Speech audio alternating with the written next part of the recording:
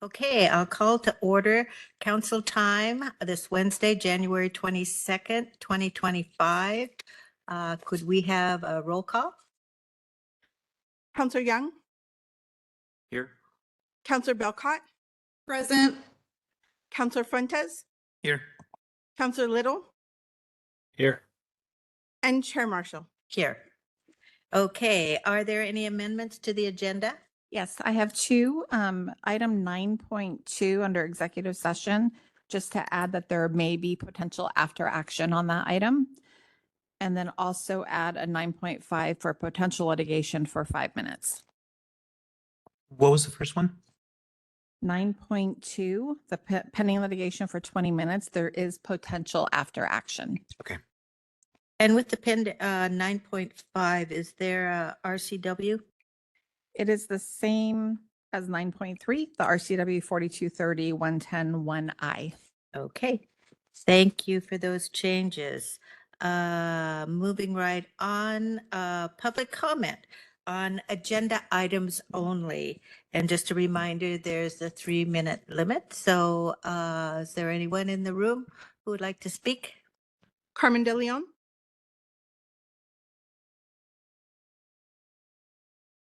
Hello, my name is Carmen DeLeon, and I'm pretty sure you know that. So anyways, the minutes of, well, it doesn't matter, the minutes of the 15th, or even today, it says the legislative update, and nowhere did anybody talk about cooperating with mass deportation. Instead, I have seen that out of 52 states, only 22 are putting up a fight.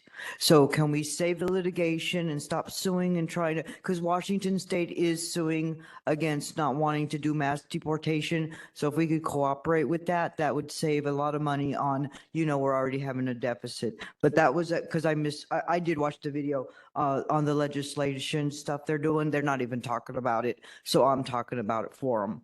Anyway, and I've been calling them anyways. So the next thing is, that you guys talked about on the 15th about cooperating with the city of Vancouver. I get that. There's 365 days in a year, and their city manager is getting, I believe it's $300,030. I think Kimberly did the math. It came out to about $890 a day. So the city manager of Vancouver ought to be earning his keep, but don't you say? And they're a mess over there. So if you talk to the city of Vancouver, know that they are throwing away money left and right. I've witnessed how much money they've thrown away. So cooperation, I think rather they need to be put into their place, because they're going wacko over there, wasting money left and right. I don't even want to talk about Frenchman's Bar, okay? What else did we talk about on the 15th? IBR, this is ridiculous, because they're talking about, I saw the plans and they already want to put light rail in there. And I think you were there when we talked at C-Tran, and we were talking about what's the best thing to do for hopping over the bridge. And the number one idea was just add more buses. Why are you going to add light rail when we have what's it called? They're doing the C-Tran with all the fancy bus stops and stuff. We don't need a whole nother bridge for the light rail. We just need to add more buses. That's the one guy in the whole room over there said the one thing that made sense: add some buses. You don't have to add platforms. You don't have to vote. Just add some buses. Can we bring back some common sense? Let some air up here, save money on the lawyers. Don't put up a fight. My parents were immigrants. They came legally. They held jobs. They never wore handcuffs. They learned to speak the language, because the Tower of Babel was, let's confuse their language. Let's put some division between them. We need to speak the language if you come here, and get deported if you break the law automatically. Thank you very much. Is there anyone else? Anyone online? There's nobody else signed up. We do have 2 callers online. Caller, you've been sent a request to unmute. Please state your name for the record and go ahead with your comment.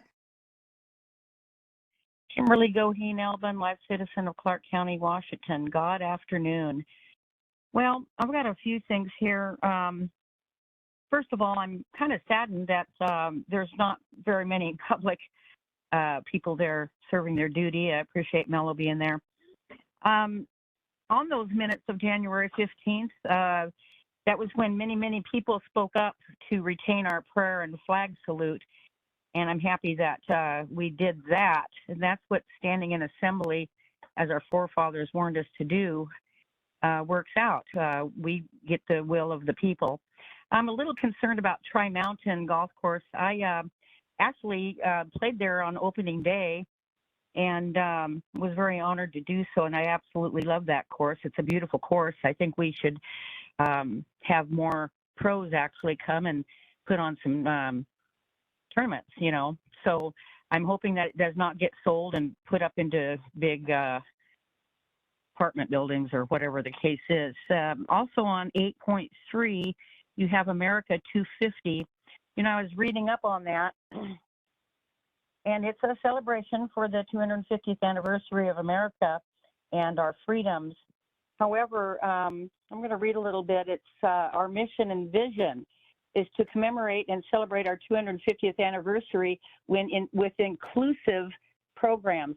So, you know, everybody's inclusive, but I think that it's directing to, well, and I'm going to continue, inclusive programs that inspire Americans to renew and strengthen our daring experiment in democracy. Well, what the hell does that mean? A daring experiment in democracy. Well, here's the deal. It's already been experimented. We didn't like it. We voted it out. We've had 4 years of hell here. Ferguson is going to continue this kind of West Coast takeover. He's going to absolutely turn down everything President Trump's going to do. And I consider it my duty to do quite the opposite. So Ferguson, in my opinion, is this America at 250 and also the BEAD, your Comcast BEAD on 8.2, BEAD, I think are going to actually be inclusive to illegal immigrants. I'm saying it right now. I believe it's illegal to harbor illegal immigrants, and no policy, no will of the governor or anybody else is going to trump the fact that they're here illegally, and we're not going to stop that fight. It takes away from the American people. So somebody's inhumane here, and it's not us. We cannot have illegal immigrants here. It's just not safe, for one thing, and we want safety for us all, right? So your BEAD program Okay, does thank you for also your comments. explain Your time's envisioning and expired. equitable. Thank you. Okay, anyone else? Yes, we have one more. BJ Swear, you've been sent a request to unmute. Please go ahead with your comment after stating your name, please. I've been in Vancouver here since 2009. It looks like my written public comment has actually been passed along. So hopefully the council members were able to read that. I just wanted to briefly comment about Tri-Mountain and my concern about the pending sale. I feel like it's 2017, 2018, similar case with the city of Portland, where there were calls to sell the city courses there because there was one bad year for revenue. Looking back through the numbers, there just doesn't seem to be an issue with the revenue. The golf course should be able to fund itself. My understanding is that it's a reserve fund, an enterprise fund similar to Portland, Mid-Valley over Longview. But no tax dollars are supposed to be going into that. It's all supposed to be revenue funded. And the revenue seems to be there. Some of the numbers didn't quite add up from what I could see from 2019 to 22. And nevertheless, there should have been around $240,000 of surplus in that golf fund. And 23 and 24 should have been just as profitable. My concern about selling is even though there's this understanding that this covenant agreement should it be sold to another owner, which in this case would be it would be in perpetuity. But the council or previous council members had suggested that that covenant could be released by a simple council vote. That's concerning. There's no guarantee then really the golf course is maintained as a golf course unless it retains ownership from the county. The county really doesn't seem to have any reason to get rid of the golf course. It should stay in my understanding with what's going on with the current operator Troon, that contract expired, but they, I guess, have been extended. I would recommend that extension be another at least 3 months. The county still has time to review the numbers. And my recommendation would be follow a similar plan to like Mid Valley or Stone Creek down with Clackamas County in Oregon. It's county owned. They have a golf director, golf manager. You should be able to hire everybody internally as county staff. It would save you money. You don't need to pay management fees to an outside entity. And I just think we need public golf, affordable public golf in Clark County. We don't have very many options. And I just don't see a reason to sell it. This could easily be sustainable over the long term. And I'd love to talk more about it. I offer my expertise. I've got experience. I know what's going on in the area with golf, and I'd be happy to help. Thanks. Thank you for your comments. Anyone else? We have no further public comment. Okay, let's move on to old business. We'll start with the minutes of January 15th, 2025. I'll entertain a motion to approve the minutes. I move to approve minutes of January 15, 2025. Is there a second? Okay, it's been moved and seconded. All those in favor say aye. Aye. Aye. Aye. Okay, unanimous. Thank you. Continuing to 4.2 Tri-Mountain Golf Course. So as Michelle comes up, I'll just do a quick update for council. So the prior council did approve putting our golf course out for bid with a minimum guarantee that it remains a public golf course. We received 2 bids, one that, and the Cowlitz Tribe proposed 2 different bids, one that was within the dollar amount, minimum dollar amount, and then a second one that was not, and one of them did not include keeping it as a golf course. So council provided direction for staff to move forward with the purchase and sale agreement. We were going through that. The sample contract was attached with the RFP process as well. And the Cowlitz Tribe has come back asking for a provision to allow them to include this in a land trust in the future. And so we wanted to bring this back to council as it is outside of the parameters in which you established with moving forward. And Michelle can provide additional details on this. Yes, so yes, we were directed to move forward the process, and so we do have a draft contract that we have been going back and forth with the Cowlitz Economic Group, and then we also have the covenant, which would run with the property. But since that time, they have brought up that they would like the possibility in the future to maybe put this into a land trust, and so with a land trust that could override what is filed with the covenant. And so to alleviate that, we're looking at doing an intergovernmental agreement with the tribe, which there is an RCW that allows the governmental agencies in Washington to do agreements with the tribe, which would basically keep that covenant in place with the land under that intergovernmental agreement. And so we are working on a draft of that right now also. And we do plan on passing those back to the tribe to look at and make notes on, and we'll go back and forth a little bit with that. And then we would bring that back to the council of acceptable for you to look at and vote on if you wanted to enact the, it would be a sales and purchase agreement, a covenant, and an intergovernmental agreement. Thank you, Michelle. Are there any questions of council? Go ahead. Yeah. Counselor. Yeah, so I have a lot of concerns with that. I just want to go back a little bit for my understanding about how we ended up putting it out for bid in the first place. And I was just wondering about the financials. Does it balance out? Do we come out with a surplus? Do we come behind in dollar amounts? Just want to know some basics. So we paid off the loan on the course early a couple years ago. Before that, all of the loan payments for the course, for the loan that was on the land and the buildings was originally was paid by the general fund, and then in later years was converted to REIT 2 paying those payments. And those payments were just over 400,000 a year. And so that was not being funded by revenue coming from the course because there was not enough course revenue to pay those. Also, facilities up until a couple years ago, any facilities repairs that weren't covered by the contractor running the course that the county was still responsible for, those were being paid by general fund dollars too. We were a few years ago able to divert $45,000 of revenue coming from the course to the maintenance fund, but anything above that, and typically on a given year, it runs between $70,000 and $90,000. Anything above that 45,000 was still being supported by the general fund. And then as far as the other golf course things, there have been years that it was not profitable, and some years, the last couple of years, it was making a little bit of money into that fund, the golf course fund, which has been building up in reserves. But we have quite a bit of deferred maintenance on that property and upkeep that we need to do. And we do not have enough fund balance to do all the upkeep that is called out in the facilities condition assessment that we had done on the course back in 2019.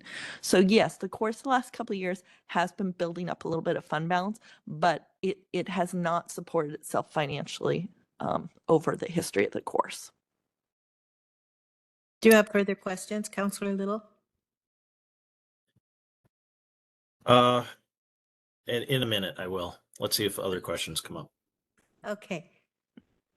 Yeah, okay, so just to clarify, the course was paid off 2 years ago. Yeah, I Right. think it's been about 3.5 Oh, 2 to now. 3 years. And as it currently stands, it is generating enough revenue to sustain itself. Is that correct?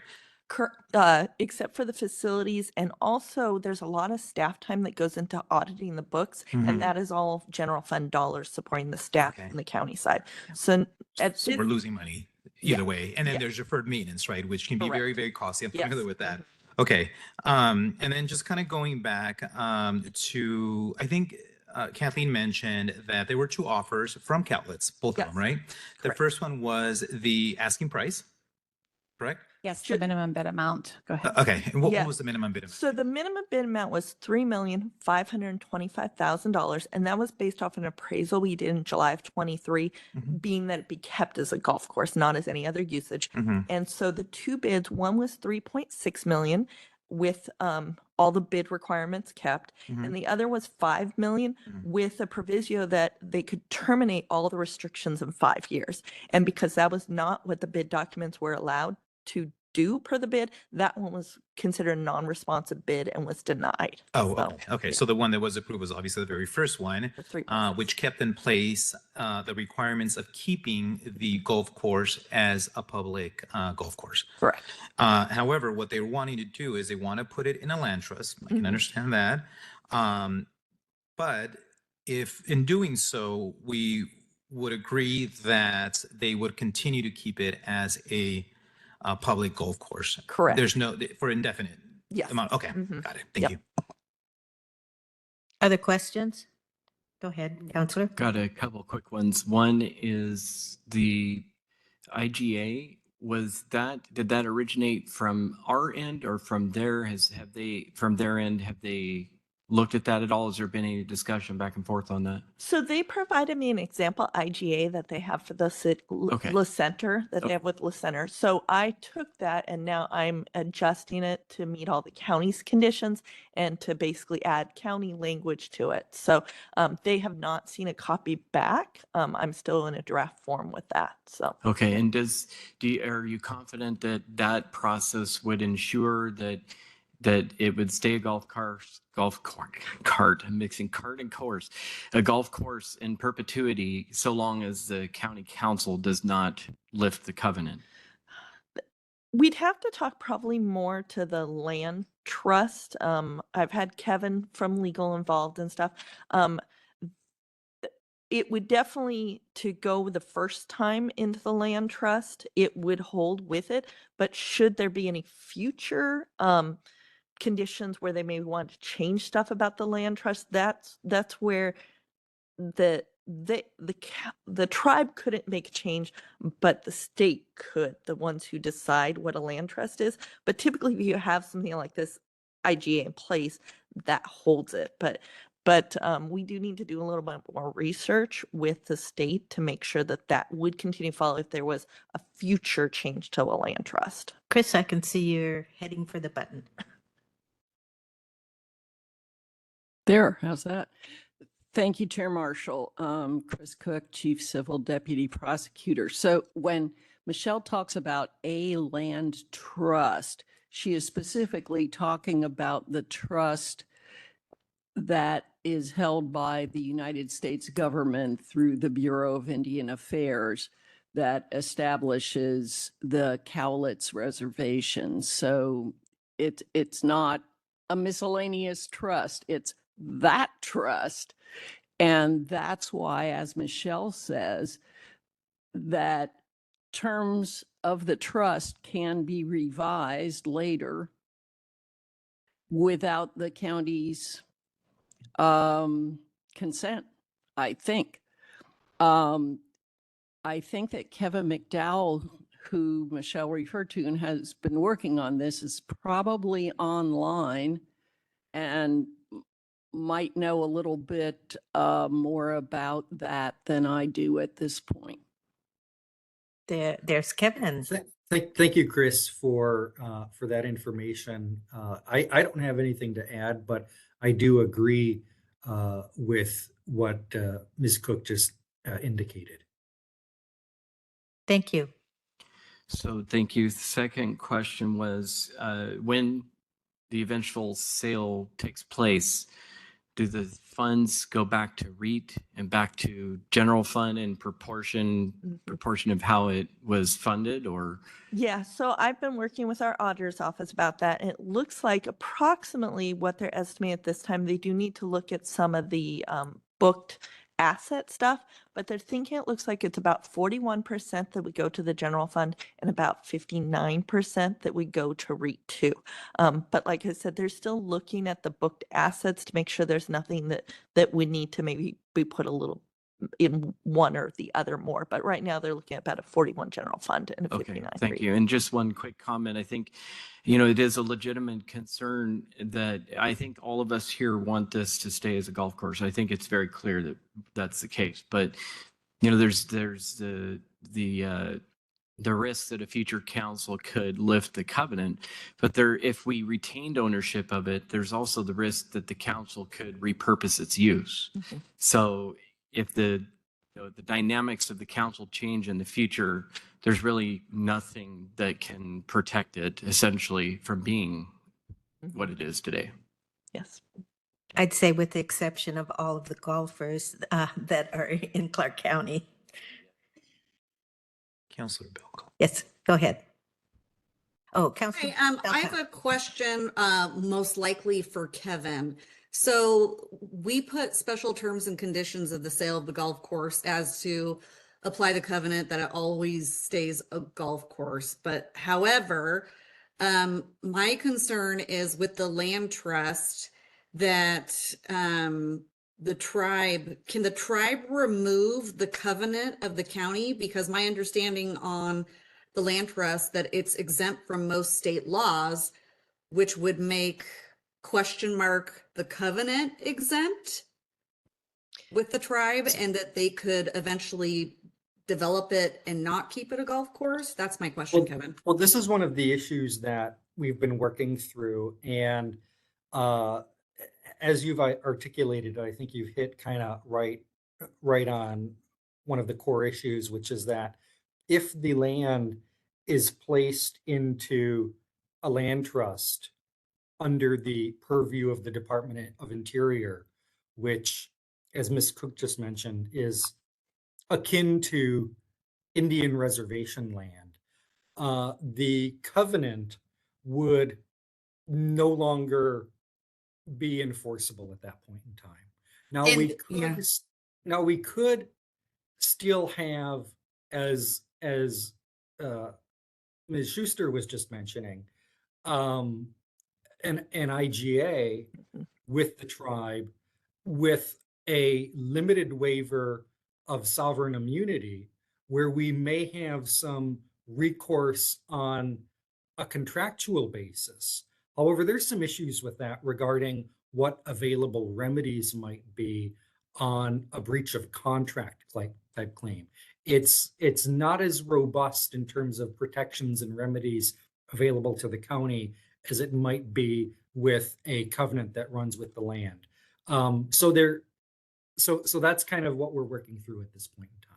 Yeah, I worked for DOI a couple of different times, so I'm familiar with what some of the tribal issues are in some of their ironclad language, which is great for them. But I know in our community, people really want this golf course to stay at the golf course. I've answered a lot of emails, so thank you. The short answer is that we would be limited to enforcement of our rights under whatever contract is negotiated. And again, we'd be there's courts are sometimes not inclined to allow for specific performance. I mean, that's kind of, generally you're looking at monetary damages. There may be specific performance injunctive relief under a contract, but the remedies are different than they would be under a covenant that runs with the land in general. Counselor Belcott, you're muted. Oh, thank you, Kevin, for your response. And I have one more question for Michelle. Is the other offer, could that still be an option or no? I can't remember. No, it's from the same. It's still from the Cowlitz Economic Authority, but it had the proviso that they would terminate the restrictions in 5 years. And per how the public auction was put out, it said that was not allowed. So it actually was not a valid proposal. If we wanted to go back out to public auction and offer that to anyone to then put in a thing, because we did have a lot of people attend the walkthrough who were interested in converting it. And so, but they didn't put in bids because they knew that there was a condition in this bid that they couldn't put in a bid like that. So we'd have to go back out if you wanted to look at doing a change of usage, but we couldn't accept it as it was. Counselor Thank you, Little. Michelle. Thank you. Counselor Little. Thanks. Yeah, I just don't believe that this will stay a golf course no matter which direction this goes on the land trust thing. I am not intimately knowledgeable about tribal motivations, but I would assume that their perspective is thinking about land in generations of time. And during that time period, certainly there'd be a council that would be sympathetic to changing the land designation. I just can't imagine that a tribe would want a golf course for the purpose of it still being a golf course 100 years from now. And I'd also hear from the public on the need to have affordable public golf options. And has there been a review of what the other affordable public golf options are in our county?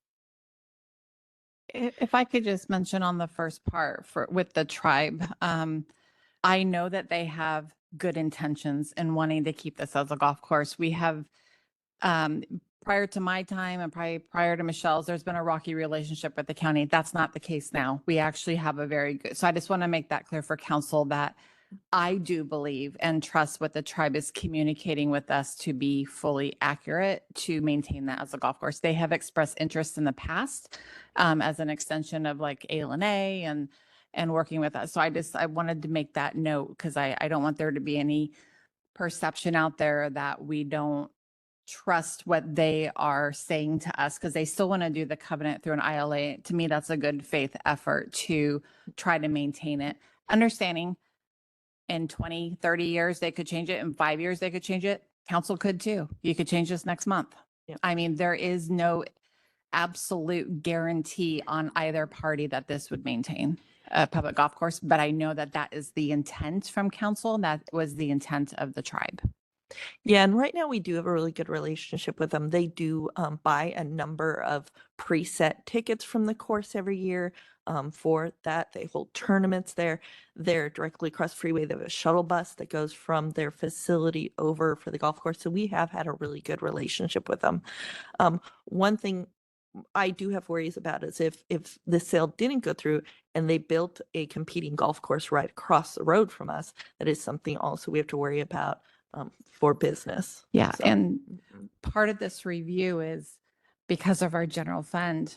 And this is taking general funds, but also understanding that service and the need out there to maintain it. Because as we go through this year, there's going to be a lot of tough discussions on balancing general funds, and this is not balanced. I mean, it's more balanced than it has been in the past, but it's not. And we don't have the infrastructure to do that. And so eventually we're going to have a hard discussion one of these days of, is this something you prefer over this? And this was our effort to try to keep it as a public golf course because we understand that importance in the community.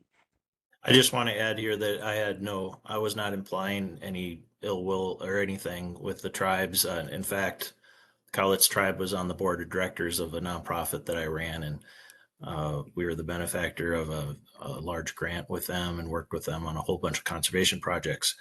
But like everyone said, we don't know it when we're all gone and this generation is gone. What will the next generation want to do with that land? And so back to my question, is there currently affordable public golf options in Clark County? we're Isn't this right the in, last one? there's Because a- like Heartwood closed. Mhm.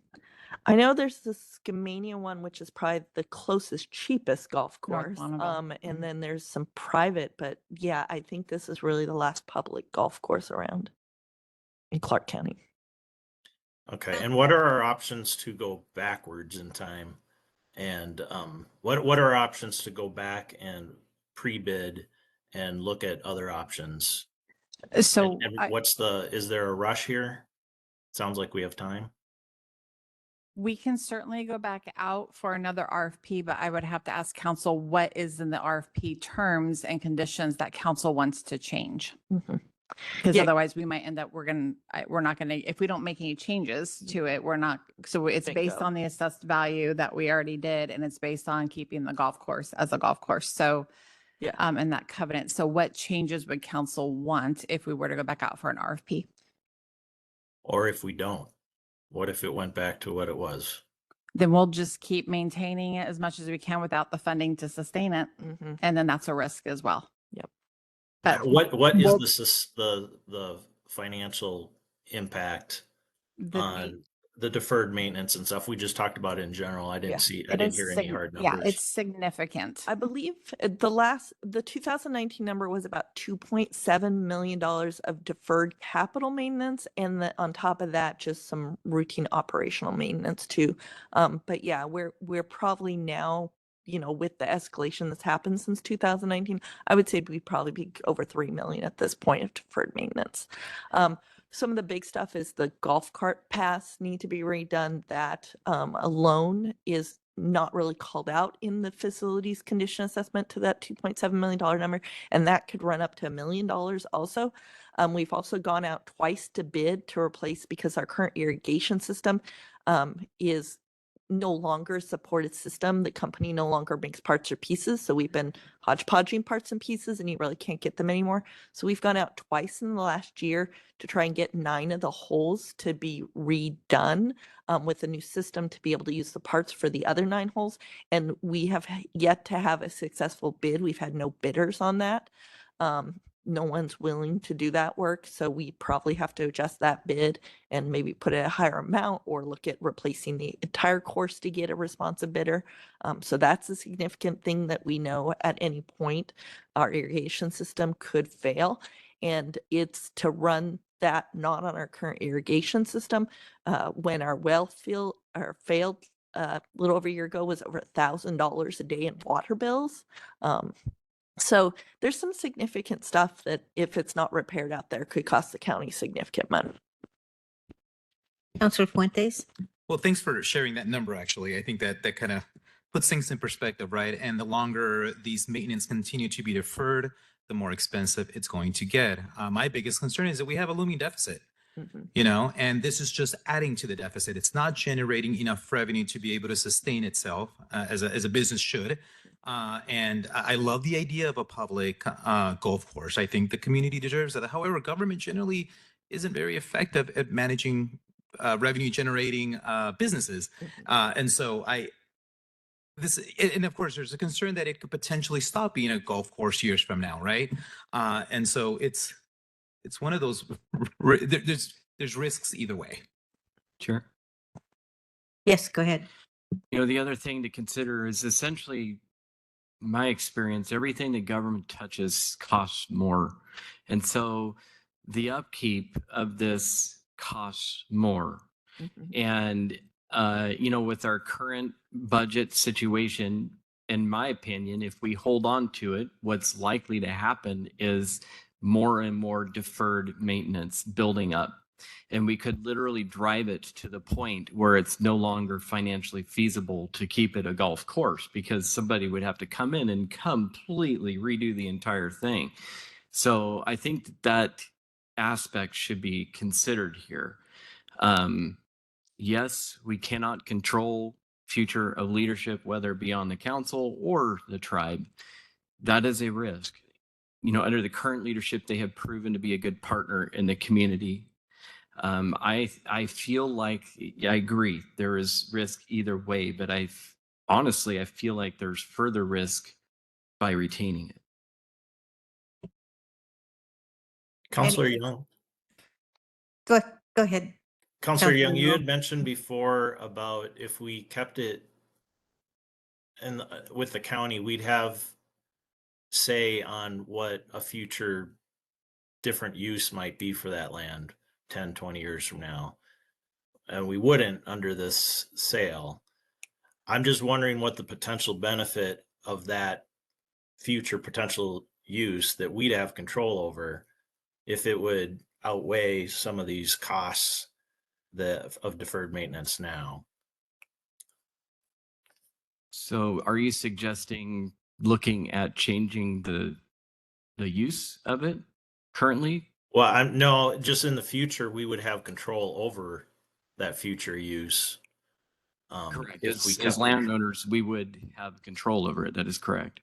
Right. And I'm just wondering what those potential uses might be, and they might be something that we need in the future with all this growth. So I'm just hesitant to make a decision today that would shut off these other options in the future. What is staff requesting from us today? Is it just Direct- an update? I would say direction on if you want or staff to continue to negotiate this, understanding the land trust conversation. And I don't know if this is a negotiable item, but is there a way we can say that they can't put it in the land trust for 10 or 20 years too, just to buy some certainty of time to keep it out of land trust? We could definitely propose that to them and see if they would be willing for that. So that, so looking for direction of is council supportive of that language? Because if not, then we're not bargaining then in good faith any longer. And I don't want to take up staff's time continuing down that road. The purchase and sale agreement still comes back to council during a public meeting for your final consideration. And I know for the new counselors, we've had a lot of public testimony on this item, both in writing and in person, with people really, wanting it to be protecting it as a golf course and not to develop. And unfortunately, there was some, I don't know who was saying it in the community, but developers were spreading little rumors that they were going to develop it. So that was a concern through this process that we've had to continue to say, no, that's not the intention of council. Out of curiosity, what under its current zoning, what could be developed there? So it's Parks Open Space Egg 20. So it's currently, you'd have Yeah. to Council would change have that to change the designation. zoning. Which would be a Growth Management Act level change, right? I mean, it's ag land, it's resource land. I'm not the expert on that, Chris. Do you? Yes, if it were going to be developed for housing, for example, which is one of the rumors that I've seen, that would require a change from agricultural land to something that's appropriate for residential use. Is it within either the La Center or Ridgefield UGA? I believe. No, sir. It's not. Okay. No, Okay. it is not within an urban growth area. Anything that's ag is not in a UGA. Thank you for clarifying that. And so I think that, I know Councillor Little's concern is that we should hold on, or we should consider holding on to it, and it could potentially be utilized in the future. But that I think that's far out in the future. And we're continuing to lose money on this property. And we don't have the money to continue to lose money on this property. And I think that's my biggest concern. Now, we were talking about future use if it was under our control and our zoning. Now, if it was under tribal management, under a land trust, could the future use of it be anything? Could it be skyscrapers, casinos, whatever? I don't know that our zoning applies to tribal lands. It does not. So that would be up to the tribe. Again, that's another concern. And potentially up to the Bureau of Indian Affairs and the Department of Interior if what they were going to do was to revise the trust to allow them to do whatever with the agreement. But it's not something that the county would have a say in. My concerns, and I appreciate that this is at this point costing us money out of general fund and the REIT too. But at the same time, this is a park asset as I see it. And, it wouldn't be selling, and I don't think our expectations is that all of the parks that we have generate revenue. So that's kind of the context that I'm seeing in this. And as far as direction, I would say that I think the overriding concern, as I've heard expressed, is that the stay as a golf course, initially it was in perpetuity. So I don't know if putting a time limit on that is, I would like to see it in perpetuity, but I guess that as you're negotiating, that's the reassurance I think that the majority of the council would like. And I'm sympathetic to the needs for the dollars, but I'm also sympathetic to the golfers who have very, very and limiting opportunities. And I think there's a new generation of golfers that are coming up, that one of the people who testified has classes out there. So I think golf will be here one way or the other. It's just whether or not it's affordable and accessible. Yeah, and I think both the covenant and the IGA that we're preparing both have language that it's kept as a golf course into perpetuity. The issue Kathleen was talking about was maybe looking at a language that it cannot be moved into the land trust for 10 to 20 years, but to still keep the language of the golf course into perpetuity. Okay, and that kind of raises a question for me. Not understanding how the entire system works. What is the reasoning for them wanting it to be added to the trust? So they haven't specifically said, but one of the things is that it does alleviate them from a lot of taxes on the property. And that is something also I'm working into the IGA, is that they would still pay county taxes. So we would still get some tax base from them. And they have agreed that that is something they're willing to consider into the IGA also. But that does alleviate them from state taxes on the property. So And is this I mean, is this a dead deal if we say in perpetuity it can't be included into the trust?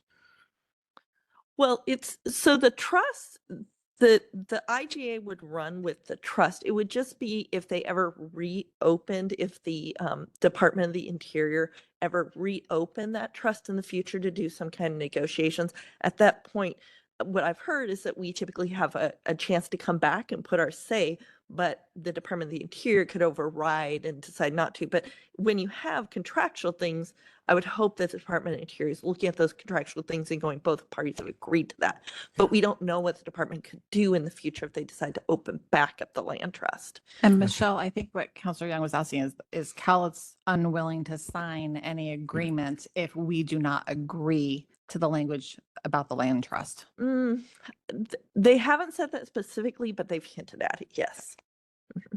Okay, I would, at this point, I kind of feel like I still would like staff to move forward in that negotiation process, and perhaps whatever is, encouraging them to move it into the trust, perhaps we can work with them on the IGA, keep it out of the trust, but maybe satisfy their concerns that way.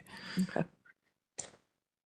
I have just one specific question. When did we purchase the golf course? So we actually got the golf course from the Port of Ridgefield. So the Port of Ridgefield was the original owner of it.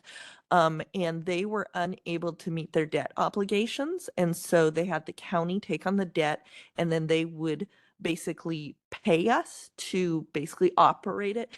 And after about 9 months of that agreement, they defunct on that. They couldn't. So the county took it over permanently. And I believe that was back in 94. I believe 94, 97. I'd have to Okay, check so the date. there's another jurisdiction that wasn't able to make any money off of this. Okay, Yeah. so I don't know if it's worth taking a look at any of those numbers again. We've had plenty of years, I guess, to try to make this work for us. We weren't balancing for many years. No. And until the and last we've- couple years. Yeah, and we've we weren't- actually had audit issues out there as well that staff's now having to take a lot of time cleaning up with the operations with the operator because we're still subject to the state auditors. Okay. All right, so is the direction clear? No. I didn't think so. I have a hand up here. Yes, thanks. Thank you. Yeah, so I'm leaning toward a vote against the sale in general, but I wanted to ask the 2.7 million in deferred maintenance and other costs. Are there any potential grants that we could apply for or other sources of funds that we could find to help support a public golf course / park like this? Not at this time. We could look around to see if there's anything, but traditionally there's not stuff for golf courses. Okay, any other thoughts or clarifying our direction? Counselor Little, thanks for making your direction clear. Sure. Yes. I move that we recommend staff move forward with negotiations, attempting to alleviate the concerns to where it goes away from a trust into the IGA with the attempt to resolve as many of their concerns as possible in that IGA and bring it back to us after that negotiation working together has taken place. So to not include any language regarding land trust. Correct. Okay, there's been a motion. Is there a second? I second that motion. I think it's worth trying. Yeah. Moved and seconded. Any further discussion? This is just to learn more information and proceed in the process, get more clarifying details, basically. Correct. And we would have at least one more touch before we gave the go ahead to move forward. Yeah. And And right Counselor Little, if you could clarify about getting more information, are you looking for additional information outside of the tribe discussion about the land trust? We did have a couple of work sessions before this and council time, but I just want to make sure that we're getting all of what you need for the next meeting, because right now I'm only hearing. Yeah. I would like to learn a little bit more about the exact costs that Okay, I'll I on will this, and also potential sources of funding for it, some creative new sources that we could find. I mean, my goal would be to try to keep it as a public golf course that we run So for I'll, a time period, if possible. I will I will forward the work session that council or council time, I can't remember, where Michelle went over the numbers this last time. It was just a few months ago. So I can forward that to you. And then if you have additional questions with that, you can let me know. Just one last comment as well. You know, the way I look at this is I think the concerns that we have are valid for sure. We want to keep it a golf course. If we can resolve those concerns, I can't think of a better party to own this land. I think that would be wonderful. I think it would be a great addition for our community. I think they would be good stewards of that land. So if we can make this work, I definitely would prefer to make it work. Final question, sorry. Yeah, go ahead. Is there a way that we can continue with land ownership, but a different party operates it? What, does it have to, the land have to trade hands here? So we do have a company that manages the course for us. It's a management company that does golf courses. It's Troon. And they have been managing it for, gosh, close to 20 years, I think, for us or so. So we do not have county staff who manage the course. We do audit the financials and do financial stuff for it, but it is being fully operated by another company. So, and I know that the tribe is looking at what their options would be. Would they manage it in-house? Would they also use a management company for it? They haven't determined that yet. But we do have a management company running it for us. Any further questions? Would you like to restate your motion, or are we coming to some consensus here that we want to gather additional information? We're not making a final decision today. Negotiations with the tribe will continue. All of it will come back to us before, so we can ask whatever final questions we have. And the negotiation is specific to removing any language regarding land trust. If they are absolute no, we'll come back to council to get further direction. If they are a yes, we'll still provide an update to council. That would be great. I think we don't want to lose our soul bitter without careful thought. So does that encompass your motion? Yes. Just as a consensus Yes. item? I think maybe, do you need to withdraw your motion? Technically, that would be, or have I I summed think it up? that's what Councilor That's what Young's was business. motion Okay, was. well, then let me And just, That's what I second, which was going back to Okay. the negotiating table to remove the language of the land trust. And so, yes. okay, I think we Hey, understand. Okay, this is Kevin McDowell. I'd like to just offer a bit of a clarification on that about the language. What Great. we've proposed to the tribe as our initial proposal is language that says the land shall not be moved into a land trust. So we've proposed to them language that says you will never attempt to place this land or have this land designated as a land trust. Now, so when you say without any reference to land trust, are you saying keep that as part of our proposal? Is what I'm understanding is intended.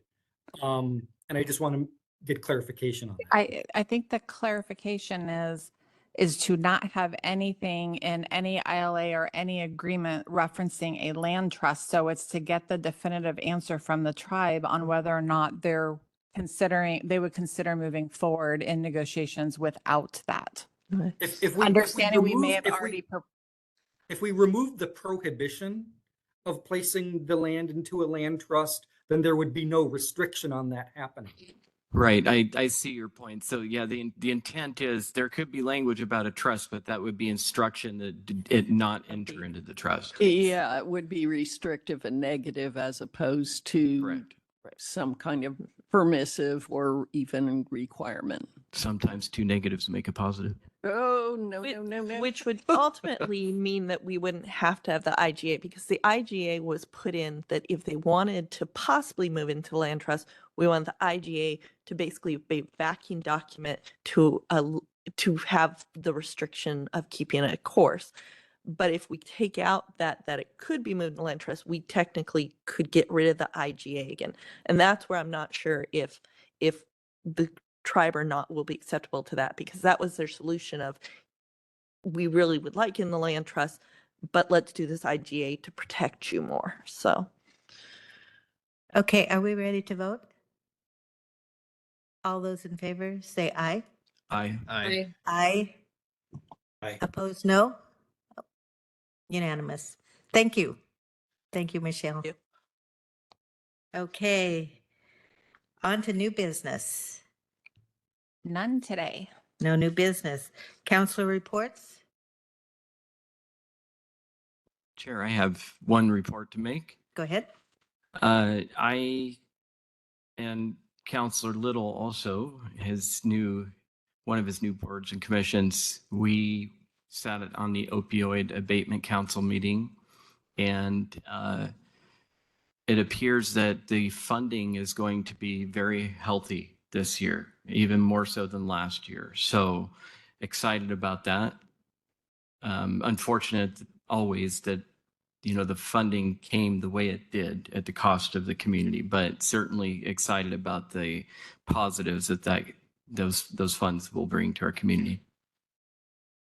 Can you be a little more specific on the dollar amount? I don't recall that at this point, so maybe staff could get that information to us. I do roughly remember it, but am I allowed to say it? Yes, I think so. Okay, I think what the grants were this last round were about 900,000 something. It's going to be closer to 5 million this time. Wow, that is significant. And remember does that correctly.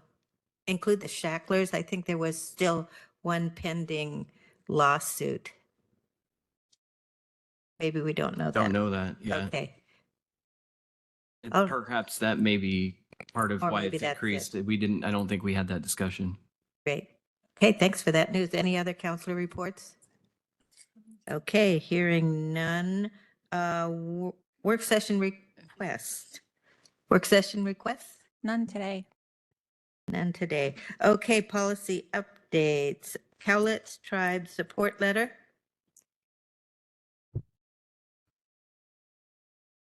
Good afternoon, Council. For the record, Jordan Bogey, Policy Analyst. Yes, so 8.1, we are discussing a request from the Cowlitz Tribe. They are going out for a transportation grant, and they would like a letter of support from the County Council. And so you'll see the draft letter in front of you now. And just to give you a little bit of background on the project, it's to do roadway departure safety upgrades on Cowlitz Way and Northwest 41st Avenue roadway. And they are looking for some funding from the federal government for installing systemic roadway departure countermeasures at the west end of the Cowlitz Indian Tribe Reservation, including guardrails, rumble strips in both directions, centerline rumble strips, horizontal alignment warning signs, and clearing and grubbing to improve the line of sight for oncoming traffic. The Cowlitz Reservation has experienced a significant amount of growth, which has resulted in increased vehicular traffic. And so they're hoping to prevent any kind of serious injuries or crashes occurring. And then the second part of the request that council would be supporting in this letter, if you so choose, would be funding that would install 12 new solar-powered rapid flashing beacon crosswalk signs at 3 pedestrian crosswalks at route number 0223, section 030 at the roundabout there. And so essentially, the federal government likes to see that the tribe is working with other local partners. And so a letter of support is really meaningful when it comes to applying for these kinds of federal transportation grants. And we've done some in the past for the tribe as well. And so we just would present this letter for any thoughts you have and looking for a thumbs up if council is willing to support the tribe's request. Council, any questions, comments? I'd be happy to support a motion on that if we need to do a motion. I think we can just do a thumbs up. Any objections? Okay, hearing none. Real quickly before Yes. we move on, I remember reading in I think it was in the paper that there was something about some electric chargers that they were either given the grant or looking for the grant for some electric chargers there. Having an electric car myself, I drive past those. I think there are 4 spaces right there, and they're always full. So, but if they need it, when you communicate with them, if they need any support from that, I don't know if it's already done deal or if they're still in the application process. I think it would be worth supporting as well. Okay, I think we've got the go ahead there. 8.2 Comcast BEAD support letter. Yes. Counselors, just to give you a little bit of background, because I know we've got a couple newer folks. If you're not familiar, BEAD stands for Broadband Equity Access and Deployment Program, and this comes out of the federal infrastructure bills that were passed a few years ago. They have been slowly working their way down towards the states, and there's been a lot of work that has gone into identifying the and underserved areas across the state of Washington that are in need of broadband internet. The state is finally at the point where they are getting ready to deploy the $1.2 billion that Washington State is getting from the federal government. And in Clark County, we don't have any public entities that are doing the fiber deployment, so we are reliant on private ISPs, internet service providers, to bid on this. There are 7 project areas in Clark County, and basically, we're hoping that private internet providers will bid for funding from the state. Basically, the way that it works is the state will pay 75% of the costs, and then the other entity deploying the fiber will pay the other 25% of costs. And so we've worked with Comcast in the past.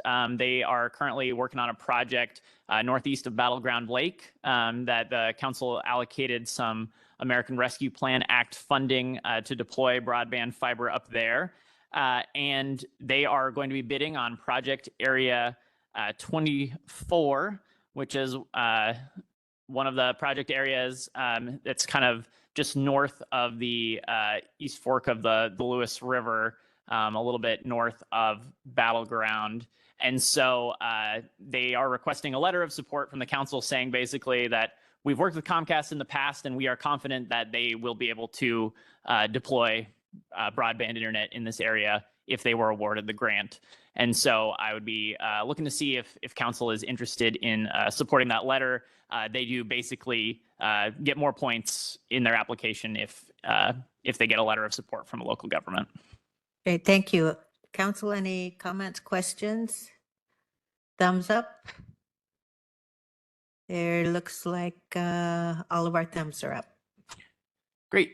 Thank you, you. Council. And just to also say on that, and to any other ISPs listening, I think that it is smart policy for the council to support any organization that we feel is competent to provide internet throughout the county, believing in competition and just the ability for different groups to come in and provide internet to, especially in the north and east part of the county where there are really significant needs in terms of upgrading internet service. Thank you, Jordan. I know you've worked on this for a long, long time, as other staff have in the county as well. So thanks for your work to finally move this along. Yes, it is slow, but it is rolling out here. And I think the grant, the initial round closes, I think, at the end of this week. So we'll hopefully know pretty quickly what some of the initial deployment starts to look like. Great. So moving on, I think that's 8.3, America 250. America 250. So I had the opportunity to chat earlier this week with Lorraine Ralston, who is from the state, Washington State's office. So the United States in 2026 is turning 250 years old. And so for America's 250th birthday, there are a lot of events planned, and the state of Washington is hoping that every county and city in the state will take part in a variety of different activities to sort of tell the story of Washington. As was mentioned in some of the public comment earlier, they're looking for it to be a really kind of inclusive process, celebrating all the people of Washington, the indigenous folks who have been here for a really long time, and those of us whose families may have come here more recently than that. And so they're looking for the Clark County Historical Society to hopefully participate in some different events. I know they're They're meeting with all the different cities to see what they can do. The rub is that there's no funding for this. And so the states are sort of looking to get creative in ways that we can be supportive.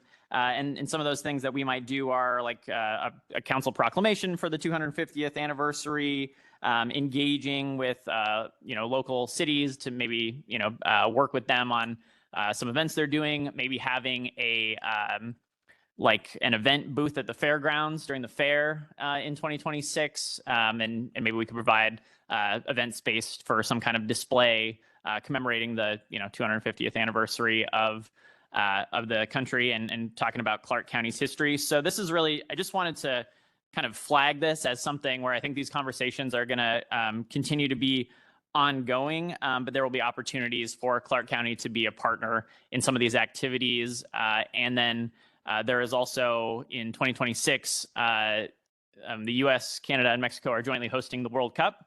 And I know Vancouver is a destination for one of the fan zones. And so there may be some ability to link some of those celebrations together. Being a couple of years out, I think there's still a lot of planning that needs to be done. So just wanted to give council a heads up that this is generally something that's moving forward. And I think this is something we're going to be engaged in as potentially being able to be a partner in this if council would like to. Is there a committee that's coming together or anyone locally spearheading this? So I don't think that there's anything formally organized right now. So the state does have, they have some resources. They have a website, some different things with maybe some brainstorming ideas of what different communities could be interested in doing. But I think this is something where if council is interested, we could take a little bit more of an active role in trying to help spearhead, planning for America 250. Comments by council? Could potentially include a private-public partnership with local businesses, since we don't have a budget for it. Yeah, I think that's something that we could consider. But a committee sounds like might be a good idea. So would council like me to start looking into that a little bit and see? I think that would be great. Maybe the Historical Society and the fort would be a couple of stopping points along the way. Okay. I will start looking into that. And then the only other thing I wanted to mention. And oh, also sorry. the tribes. Yeah. Actually. Okay, great.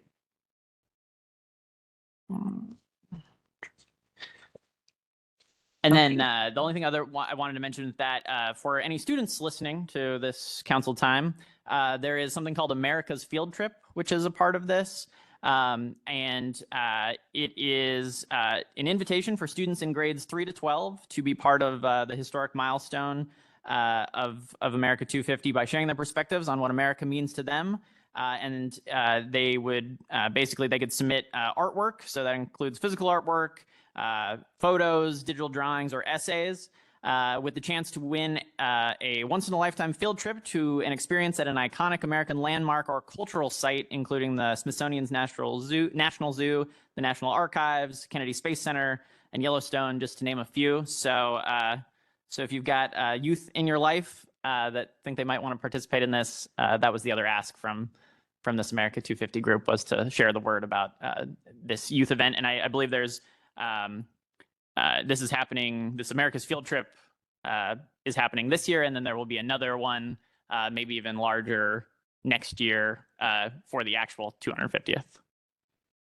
And how would a youth connect with this? So they can go to america250.org, and there is on their website there is information about this.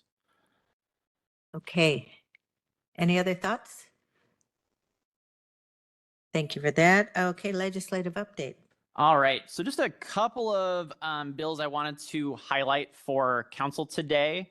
And the first is HB 1158.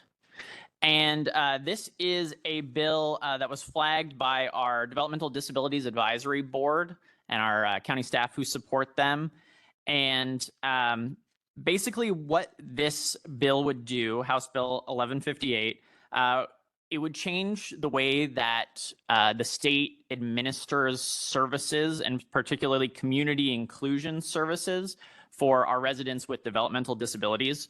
Right now, what the state does is they contract individually with each county to provide these community inclusion services. And so in Clark County, we've been doing this for a couple decades now. The bill as written would change it from a locally controlled process where the county is working with providers to provide these community inclusion services, which are generally individualized services. So a lot of like one-on-one kind of work. And it would change it to more of a state control model where social and human services they are the ones who would be managing these contracts more from a consolidated state level perspective. And it would also change from this more individualized model to a bit more of a group model. And so some of the fears about this are losing local control. The county has built up this supportive infrastructure over the last 20 years. And so the sense is that we are providing these services well. And there is worry that, the state in a consolidated way may not necessarily provide these services at the same level that the county is. And then, basically just with the way that the county's been able to work with local providers, they just feel like it's a better model than what is being proposed. And they're worried about what those changes might mean for both the individuals who are currently being served, the county's current program, and then there's also some worry that this might not comply with Medicaid rules. And so the Developmental Disabilities Advisory Board is actually having a special meeting to talk about this tomorrow evening. I'm going to sit in and learn a little bit more, but this was something I was asked to bring forward to the council just to flag for you.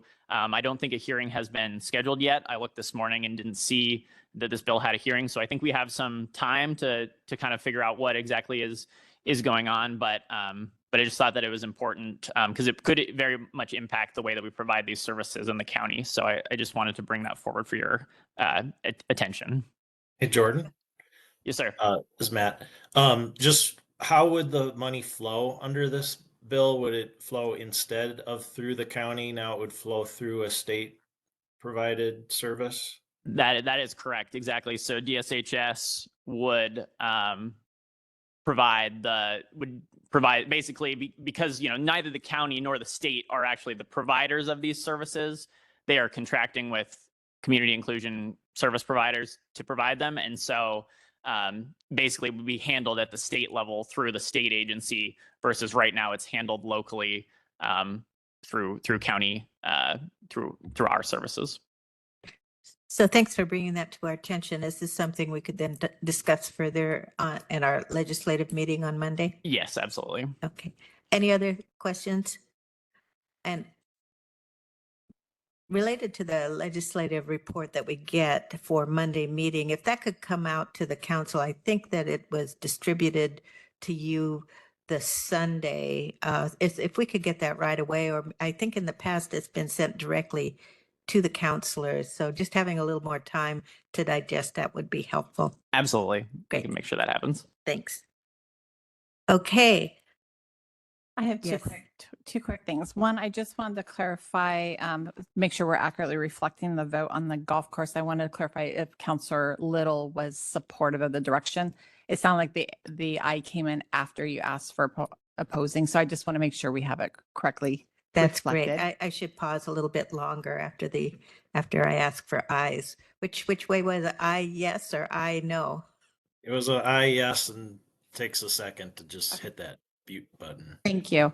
Thanks a lot. And then the second thing, I would ask for your consideration. We have our guests here that are for the work session this afternoon. Our executive sessions go about 50 minutes. So I would ask council if they would consider doing a recess for this meeting and let our partners come and talk about the bridge shelter. And then we would come back and then go into executive session at that time. Otherwise, they're waiting for about an hour. Yes, I don't think we want them to wait.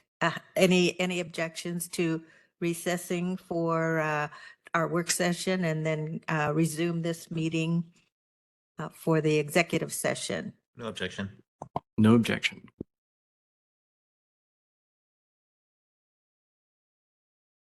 Okay, so this meeting is. Chair. Yes. I do apologize. I do have a couple items that did not make it onto the list for policy updates in time for getting posted last week. Okay. Hopefully, away. hopefully quite quickly. The first one is City of Ridgefield. Last couple of years, they have gone out to the state of Washington looking for support for their I-5 connector project. So this is around Exit 11, Carty Road. And this is, if you've ever been up there, it's, pretty, it can get pretty messy on that interchange. If you've ever tried to leave the amphitheater, you know that Ridgefield, has just exploded in population over the last decade and a half. And so they've gotten some planning money from the state, but they would like to continue to get more support to continue to be able to put together these efforts. And so they've asked if council would be supportive, and I have a draft letter here in front of you that would basically request that the state fund Ridgefield's request for this project. The council was supportive of this letter last year, and this letter is actually very similar to the letter that was sent out last year, just updated for this session. Right, and I believe this is included in the regional transportation priorities that the council agreed to. That is correct. Any questions or comments? Just to be clear, they're not asking the county for money. They're just asking for this letter of support. Exactly. Okay. That's correct, Councilor. Good point. Definitely supportive. Support. Thumbs up. Looks Great. like thumbs up all around. Thank you, Council. Thank you. And just the last quick item, so Representative Glusenkamp Perez is going to be here visiting the jail next Tuesday, and she would like to meet with some of our jail staff. And I had a conversation with Chair Marshall. It sounds like she'll be able to join us. It is going to be next Tuesday at 11:30 to 12:30 is when the Congresswoman was able to come down. And so I just wanted to check and see, because we can have up to 2 counselors at an event and not have it be a publicly noticed meeting, was curious if there was a second counselor that might be interested in joining that. So. Well, I would. Well, I saw It wouldn't. Councilor Fuentes' hand first. What? And Sorry, Little. noted that Councilor Little is interested as well. As well as Well, myself. we're all interested. And we do it in shifts. I was just I- there 3 weeks ago, so I don't need to go. Well, good for you. Okay, I would just say I would give the nod to Councilor Fuentes, unless there's a reason to notice this, but I think it was intended to be a smaller group. Yeah, it's something that kind of came together quickly. I think she just happened to be back in the district, and her district director reached out and was wondering if, basically it was like, here's the time she's going to be here. Make it work. And so we are, and that's great. And kudos to our jail team, who I know they are really putting together a good crew of staff for her to talk about and understand the issues that are going on in the jail and our efforts to secure more capital funding. We'll give a thorough report back to the full council. Just wanted to say, appreciate her taking the time to do that. And again, jail staff for organizing all of these walkthroughs that are happening. And when I'm out and about, I always invite people to come and visit the jail. Maybe sounds odd, but that's what I do. Okay, anything else? That is it. Thank you, Council. Okay, so now I think we'll go into recess and move our work session forward.